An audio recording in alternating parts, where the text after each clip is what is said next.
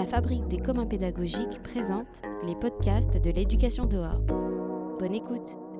Bonjour à toutes et à tous, bienvenue sur les podcasts des rencontres de la classe dehors. Nous sommes au sein du parc du 26e centenaire à Marseille et je suis Héloïse de la Fabrique des communs pédagogiques et podcasteuse à côté. Je suis avec Lucille. Bonjour Lucille. Bonjour. Nous nous retrouvons dans ce podcast des rencontres pour parler de tout ce qui se passe, de l'enseignement en extérieur, de la classe dehors, mais aussi des villes à hauteur d'enfants. Est-ce qu'on pourrait commencer avec vous qui vous présentez rapidement qui vous êtes ?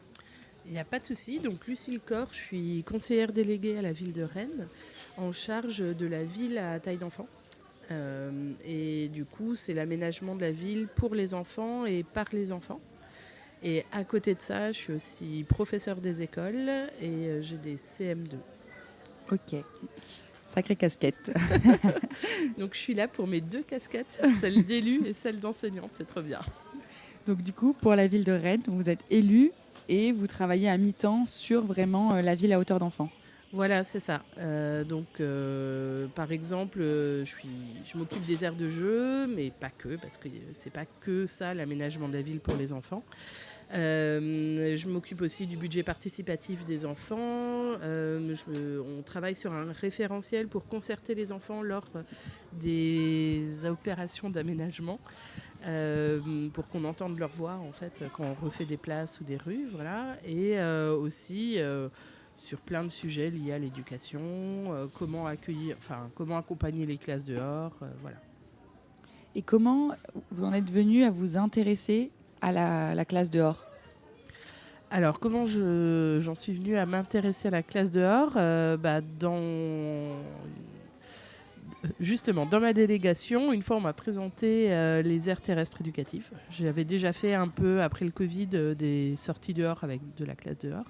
Mais on m'a présenté ce dispositif-là et du coup j'ai dit à la personne qui me complète « Dis donc, l'année prochaine, tu voudrais pas qu'on fasse une aire terrestre éducative avec une asso ?» Et du coup on a fait ça. Et juste, qu'est-ce qu'une aire terrestre éducative ? Alors, une aire terrestre éducative, c'est une zone de nature ou de terrain, en tout cas, qui est prêtée par la ville à une classe. Et le but pour les enfants, c'est de mieux connaître la biodiversité sur cette zone et de l'améliorer. Et il y a toute une partie aussi sur la démocratie, parce que c'est les enfants qui mènent le projet. Donc, il y a un conseil de la terre où tous les enfants siègent, où la maîtresse est là pour accompagner mais n'a pas droit au vote. Et c'est eux qui disent un peu sur quelle thématique ils voudraient qu'on travaille et quelles sont les décisions que l'on va prendre pour l'aire terrestre éducative. Donc c'est plus exigeant et en fait plus scientifique que de la classe dehors. Parce que de la classe dehors, on va amener des activités scolaires en extérieur et une aire terrestre éducative, on va être vraiment sur une démarche scientifique et d'accompagnement et des actions ciblées. Voilà. Et quelqu'un vous a formé à avoir cette posture, parce que c'est pas une posture classique pour une maîtresse de siéger, de pas avoir la voix, d'apprendre aux enfants à prendre la parole, à la respecter. Ça, c'est quand même des compétences qu'on développe en tant qu'enseignant. Ça fait partie de notre référentiel métier de passer la parole, faire respecter la parole des enfants. En fait, animer un conseil d'élèves, c'est quelque chose d'assez classique et sur lequel, des fois, l'OCCE peut nous former aussi. Après, on a toujours l'accompagnement d'une association pour la part scientifique dans les aires terrestres éducatives. C'est un dispositif de l'OFB d'ailleurs. Ouais, Et du coup, nous, on est accompagnés par l'association là-haut, vraiment sur le plan scientifique, pour nous aider à reconnaître les espèces quand ça vient, pour nous prêter du matériel et pour avoir un animateur avec nous à chaque sortie. C'est génial. Voilà. Et donc, du coup, vous voyez cette initiative, vous dites « Ok, et si on faisait pareil ?» Et là, à quel point la démarche est complexe ? Est-ce que c'est facile ? Alors, c'est facile pour se lancer, en fait, parce qu'on a envoyé des mails à plein d'associations dans l'environnement autour de Rennes et on a choisi qui on voulait nous associer. Il faut déposer un dossier sur la plateforme Sagae. Et après, en fait, on se lance. La complexité, c'est d'avoir du budget, en fait. Maintenant, il y a des appels à projets de l'OFB pour avoir du financement sur 2 années. Mais ça ne suffit pas totalement en fait pour payer une aire terrestre éducative. Donc il y a des besoins de budget supplémentaire. Voilà, ça c'est il y a une complexité un peu administrative. Après sur le moment moi j'ai jamais eu peur de me lancer dans des projets et des fois de sauter dans le vide. Voilà. Et puis c'est très intéressant en fait quand on fait une sortie, il y a toujours plein d'exploitations qu'on peut faire après en classe. Que ça soit en écriture pour l'écriture de compte rendu,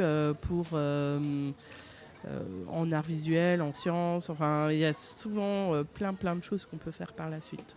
Donc voilà, il faut savoir rebondir. Et hier à la conférence inaugurale, Joël nous a parlé du lâcher prise dans l'éducation. Et c'est vrai qu'une aire terrestre éducative, on a du lâcher prise, on prévoit un programme, mais après c'est les élèves qui décident des étapes suivantes. Alors soyons honnêtes, on guide des fois un petit peu plus dans un sens que dans un autre ou dans ce qu'on trouve pertinent, mais c'est quand même eux qui décident des grandes thématiques et des chantiers qu'on va mener, etc. Mais il y a quand même un moment de lâcher prise et sur le moment même, on met en place des choses et puis on voit comment les enfants s'en emparent et comment ils le vivent et de là, on doit réagir. Bon, c'est très intéressant en tant qu'enseignant. Et là, vous continuez toujours ? Là, je continue. La semaine prochaine, on fait une sortie. On va suivre la rivière qui borde notre ATE. Donc, on va être en déplacement. Et on va préparer aussi notre temps fort où on invite les parents. Voilà. Et l'année prochaine, on verra. Parce que je change peut-être d'école. Donc, on verra ce qui se passe l'année prochaine. Ok. Et donc, du coup, vous, en tant qu'enseignante, de faire classe dehors, est-ce que ça vous a apporté quelque chose ? Après, j'aimerais que vous me parliez des enfants, mais vous, qu'est-ce que ça vous apporte ? Alors, ça m'apporte beaucoup de bien-être, en fait, d'être en forêt avec les enfants, de ne pas être dans le contexte de la classe, des murs fermés, assis. Je vois vraiment les enfants différemment, je les vois apprendre différemment et s'investir, en fait. Dans ma classe de CM2, je suis beaucoup sur l'autonomie et sur l'appropriation des outils par les élèves et comment est-ce que eux, ils arrivent à s'autonomiser et à grandir en tant qu'élèves. Et du coup, je trouve que tous ces projets-là qui ont beaucoup de sens, ça leur permet, eux, de grandir et moi, j'y trouve beaucoup de sens. Et puis, je suis une enseignante qui a besoin d'avoir des projets pour avancer, pour me motiver. Et en fait, l'ATE, je trouve que c'est hyper complet et ça me permet de me lancer dans plein de choses et je trouve que ça donne beaucoup de sens à l'enseignement. Trop chouette. Et au niveau des enfants, est-ce que vous avez vu une différence Est-ce que ça leur apporte Alors oui, je vois des différences déjà. Ça fait plusieurs années que j'ai ce dispositif-là avec ma classe. Donc quand j'ai des élèves qui arrivent dans ma classe en début d'année, ils sont contents d'arriver parce qu'ils savent qu'ils vont aller dehors. Voilà. Et on voit vraiment qu'ils s'emparent du projet et d'une année sur l'autre, on ne refait pas les mêmes choses ou pas de la même manière. On peut traiter de la même thématique et puis en fait, ça peut donner quelque chose de différemment. C'est aussi pour les élèves à besoins particuliers. Moi, je trouve que c'est très riche parce que des élèves qui, en classe, ne tiennent pas assis parce qu'en fait, pour eux, c'est trop compliqué ou qui sont en difficulté, ils peuvent vraiment se révéler en forêt et devenir maître d'une activité alors qu'en classe, c'est beaucoup plus compliqué pour eux. Donc, on est beaucoup sur l'estime de soi. Et l'année dernière, on avait travaillé sur aussi construire des cabanes et donc passer des permis scie. Et quand on voit la fierté qu'ils ont de scier du bois et faire une cabane, mais en fait d'apprendre à scier en sécurité, eh ben on se dit qu'on travaille vraiment sur l'estime de soi des élèves, qui sont des fois en échec sur plein depuis longtemps en fait, sur plein de thématiques. Et puis là, ils ont réussi quoi. Et puis ils sont fiers d'eux. Et puis nous, on est fiers d'eux. Et puis donc ça change vraiment le regard qu'ils ont sur eux-mêmes et sur l'école. Et juste en termes de fréquence, c'est quoi la fréquence de... Alors on sort à peu près une fois par mois, une fois par période, ça dépend un petit peu. Voilà. Là, on va sortir 3 fois là, dans la dernière période parce qu'elle est beaucoup plus longue. Ok, génial. Et donc vous commencez à faire classe dehors avec vos élèves. Ouais. Et comment vous en arrivez à faire quelque chose avec la ville de Rennes? Quel est le cheminement? Alors, j'ai d'abord commencé à la ville de Rennes. Vous étiez élue en même temps que vous étiez instite. Voilà. Donc, moi, je suis élue depuis 2020 à la ville de Rennes. Et c'est dans le cadre de mon mandat d'élu que j'ai entendu parler des ATE, en fait, des aires terrestres éducatives. Donc je suis élue depuis 2020 parce que j'avais envie de m'engager pour l'écologie, en fait. Ça fait longtemps que je suis militante et là, je me suis dit, allez, maintenant, j'ai envie de devenir élue. Et très tôt, j'ai dit que je voulais m'occuper des aires de jeu. En fait, j'ai toujours adoré les aires de jeu, voilà. Et du coup, j'ai eu la délégation Ville à taille d'enfant, qui est vraiment une délégation un peu unique en France, parce qu'il y a d'autres délégations autour de la ville à hauteur d'enfant, mais généralement, c'est rattaché aux crèches ou aux périscolaires ou à l'éducation. Et en fait, c'est une autre dénomination pour des délégations qui sont assez classiques et puis dans lesquelles il y a quand même un petit peu de l'aménagement de la ville pour les enfants. Mais ma délégation, c'est vraiment sur l'aménagement de la ville et comment faire entendre la voix des enfants dans la municipalité, dans la ville, voilà. Je ne savais pas du tout que ça existait. Je trouve ça fascinant. J'adore ma délégation. J'aime beaucoup ce que j'ai pu réaliser avec.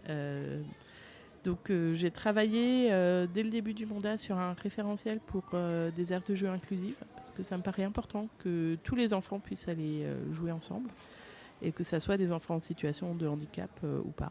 Et du coup, là, on a plusieurs réalisations. On a d'abord travaillé sur ce référentiel, et du coup, maintenant, on a plusieurs aires de jeu qui ont été construites à partir de ce référentiel-là.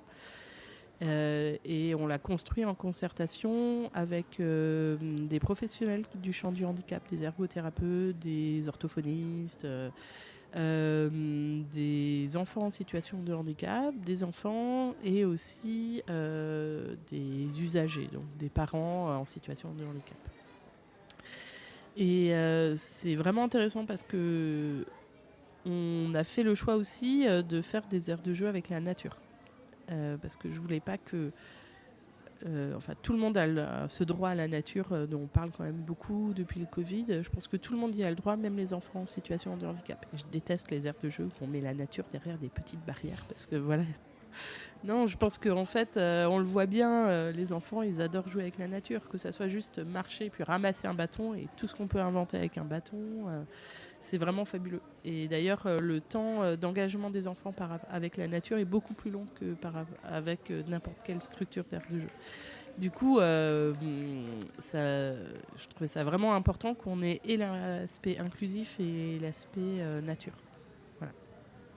Et il y a quoi d'autre comme type de réalisation que vous faites dans la délégation? Alors, on a aussi travaillé là, sur un budget participatif des enfants. C'est donc chaque année, tous les enfants d'un quartier peuvent participer à ce budget participatif avec l'idée qu'ils ont 50 000 € et ils doivent proposer des projets pour utiliser ces 50 000 €, mais que dans l'espace public. Ça ne peut pas être dans les écoles. Ou alors, ça veut dire que la cour d'école elle est ouverte à toutes les vacances. Et du coup, il y a des balades exploratoires. On se rend compte qu'en fait, la notion de quartier administratif que nous, on a en tant qu'adultes, elle ne veut rien dire pour les enfants. En fait, ils connaissent autour de chez eux, là où ils font du sport ou de la musique, et l'école. Et ils ne connaissent pas en fait tout le quartier administratif. Et c'est eux qui votent sur les projets. Et les adultes, après, on fait. Donc, dans l'année qui suit le vote, on doit faire la réalisation. Donc, c'est quand même très exigeant pour les services. Voilà. Ouais, pas mal. Et est-ce que vos administrés peuvent faire remonter des envies ou des choses pour que la ville soit plus à taille d'enfant?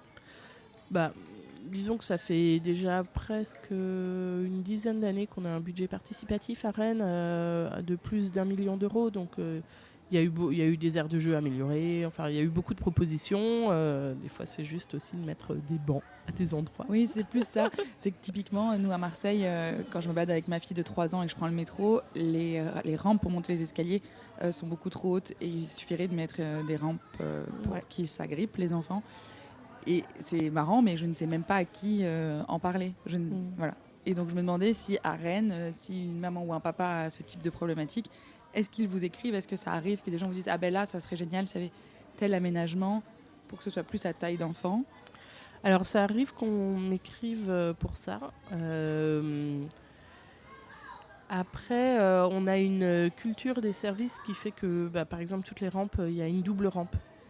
Donc, il y a une rampe plus basse. On a déjà beaucoup amélioré. Enfin, je me suis un peu baladée les derniers jours. Et j'ai trouvé qu'effectivement, à Rennes, comme on a un fort renouvellement urbain, mais on a aussi une ville plus petite, on ne va pas se le cacher. Je trouve qu'il y a déjà beaucoup de choses de faites, en fait. Okay. Voilà. Mais ça arrive qu'on me dise « Ah oui, là, je voudrais qu'il y ait ça. » Et si c'est des petits aménagements, il n'y a pas de souci pour qu'on le fasse rapidement. Okay. On sait refaire toute une place, c'est autre chose. On est bien d'accord. Et au niveau des rencontres, qu'est-ce que vous êtes venu chercher aux rencontres et faire aux rencontres ? Alors, moi, j'avais déjà participé à celle de Poitiers. Donc là, je présente un atelier demain justement sur les aires de jeu inclusives et les cours d'école végétalisée, et plus globalement dans le jeu dans l'espace public en fait, et dans la nature. Et ensuite, donc c'est demain à 9h, dans l'espace 1 à côté. Ça va être génial. Et j'ai apporté des grands plans. Donc on va pouvoir regarder des plans et discuter de... parce qu'en fait, il n'y a pas une solution pour tous les handicaps. Il y a des solutions et il y a aussi des solutions selon chaque endroit. Voilà. Et donc, il n'y a pas une aire de jeu inclusive qui ressemble à l'autre. C'est très intéressant parce qu'en fait, comme il n'y a pas un handicap, il faut plein de solutions différentes. Et certaines aires de jeu répondent à certains handicaps et moins à d'autres, et l'intérêt c'est d'en avoir plusieurs, comme ça tout le monde y trouve son compte. Alors donc j'y viens pour mon atelier et j'y viens aussi en fait pour rencontrer d'autres villes, entendre parler d'autres solutions. Donc j'y viens avec ma casquette d'élu et puis j'y viens avec ma casquette d'enseignante aussi sur les aires terrestres éducatives et plus globalement comment intégrer la nature à l'école. Génial. Est-ce que vous avez envie de raconter ou partager quelque chose en conclusion pour les personnes qui vont nous écouter ?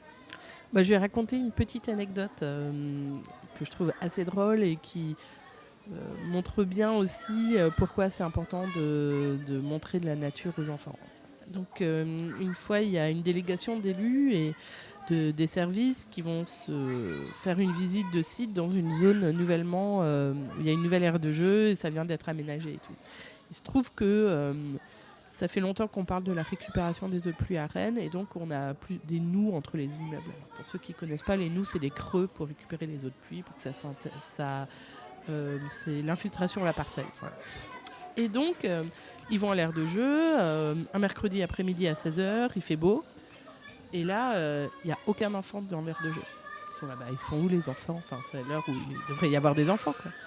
Et donc, ils se baladent un petit peu. Et en fait, ils trouvent tous les enfants en train de patauger dans une noue. Donc, il y a un peu d'eau parce qu'il avait plu les jours précédents. Mais il y a 10-20 cm d'eau, en fait. Et en fait, les enfants jouaient dans la noue. Parce que c'est beaucoup plus drôle de jouer avec de l'eau et un bâton et de faire un pont. Et voilà. Et donc c'est là qu'on voit bien qu'en fait, on a beau faire des belles aires de jeu, en fait, la rencontre avec la nature, elle vient toucher tellement autre chose et que en fait, c'en est tellement plus essentiel pour les enfants. Et c'est pour ça qu'on peut faire des aménagements légers qui sont en fait joués avec la nature et qui sont plus durables pour les collectivités parce que les aires de jeu, ça demande beaucoup d'entretien. Et qui en plus vont rencontrer la joie des enfants et qui eux-mêmes vont expérimenter des choses plus essentielles qu'en fait les jeux à ressort. Voilà, c'est ce que j'aime pas du tout. Merci beaucoup Lucille pour cet échange qui était vraiment passionnant. Merci de m'avoir accueilli au podcast des rencontres. À très bientôt. Merci, au revoir.